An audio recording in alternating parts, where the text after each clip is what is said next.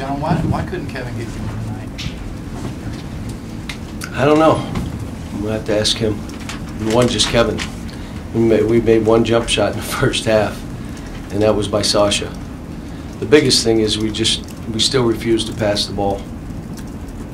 And I don't have the answer for that. And then when a guy runs a guy over or takes a bad shot, he says, no one's passing.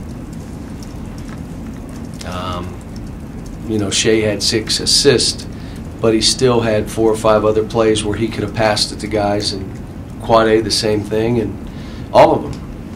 It's almost like, you know, I don't care if you're open or not, you're going to have to pass it. I don't have the answer right now, but we just, you know, you got to create shots for each other. You can't, the game's too hard. Give Missouri credit.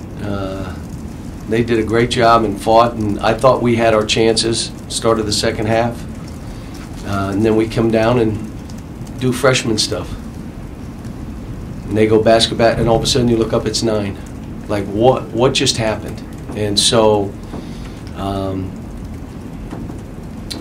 you know, late in the timeouts, you know, we're not fouling here, we are fouling here, and we did the opposite. Literally did the opposite.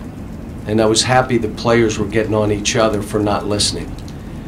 But that's what young guys do. What young guys do when they're trying to establish themselves is they're defensive, and they're into their own self. So they lose some of the stuff, the team stuff. And we got to get through this. Coach, in which ways is this Missouri team different than the one you played last season? Well, you got, you know, a couple added players who are pretty darn good, and like 3 of them. And,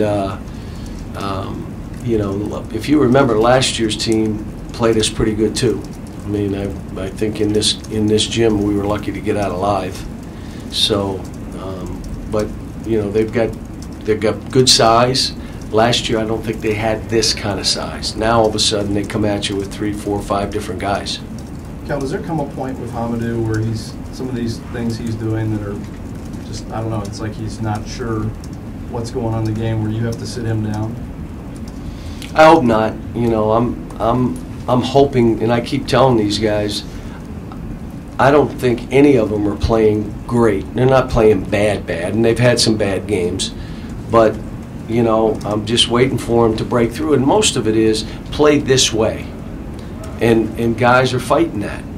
Like, you know, I'm going to play my way, which means I am not passing, which means none of us pass, which means no easy shots, and you're in a dogfight, which we've been in 15 times this year.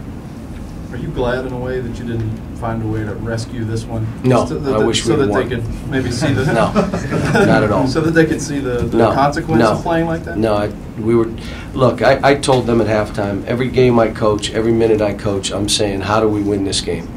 And I don't think about losing until the horn goes off. Even this game, we were at 5, and I'm thinking, okay, we got a chance. We got a 3 in the corner that got blocked. If that goes down, it's a 2-point game. And I'm just thinking, how do we win? The problem is you're going to have a team thinking like you think as a coach. And if a guy's not playing well when they're this young, it's hard for them. They're not thinking about anything else. They're thinking about how they're playing. But disappointing. But you give Missouri credit. I mean, they beat us. It wasn't just what we did to ourselves. They beat us.